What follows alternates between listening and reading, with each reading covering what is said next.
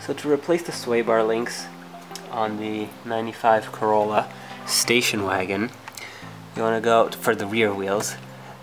This is it right here. It's attached to the suspension and the sway bar, obviously. So what you want to do is you want to get a 14mm wrench, put it on the nut,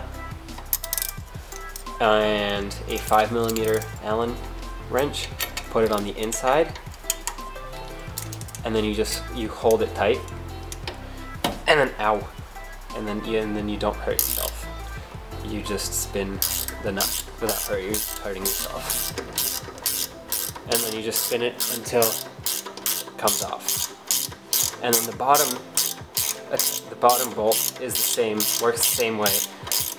Don't forget to spray them with a lot of penetrating fluid before you do this, otherwise it's going to be a pain to undo it, and it's actually not even going to be possible. Most likely you're just going to end up rounding off the inside of this bolt, and then it's just going to get a lot more complicated. So the bottom bolt is exactly the same way as the top. You just use the 5mm Allen wrench on the inside, and then the 14, and then you just undo the bolt. Now, this one came out with not easily, but with some fiddling around. And what I did, so basically this is how it was put in. That was the top, that's the bottom. As you can see, the boot is completely ripped off, and that's because I ripped it off. And so the top, as you saw, came out easily and had no problem.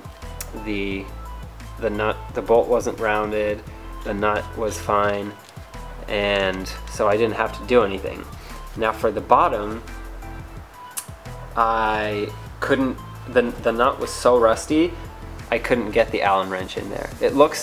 Surprisingly, it looks fine, but it's not. I could not get the Allen wrench in there. So what I did is I ripped off the boot. I just cut it and ripped it off. Then I took some paper towels and cleaned up some of the grease. That's, as you can see, there's still some left in there.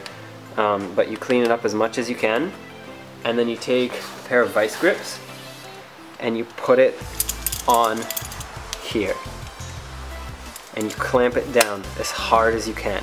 As hard as you can. That's very important. As hard as you can. And then, if that doesn't work, you're going to want to apply some heat. So I had a heat gun with me, which is under there somewhere under the car, and I heated up the bolt and the nut, and then I was able to twist the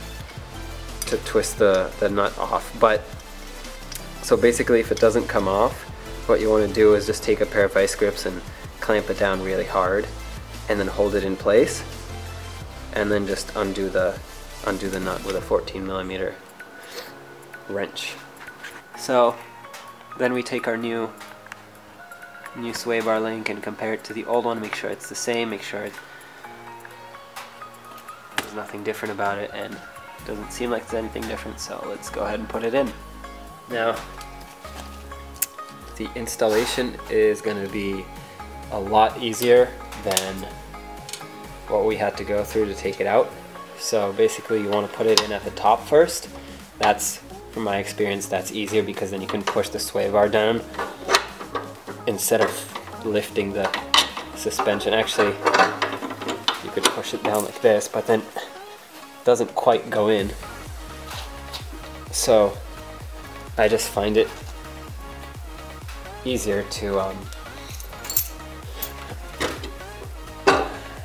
see, that's what happens, it just gets stuck. I just find it easier to put it at the top first, and then whoops, and then the bottom.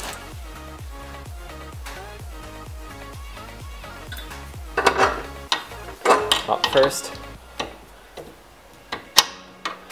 then bottom.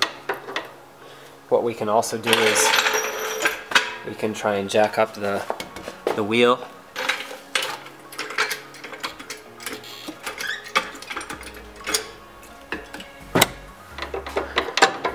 There we go, perfect. So it's sort of in, so just push it in, and your bolts go on.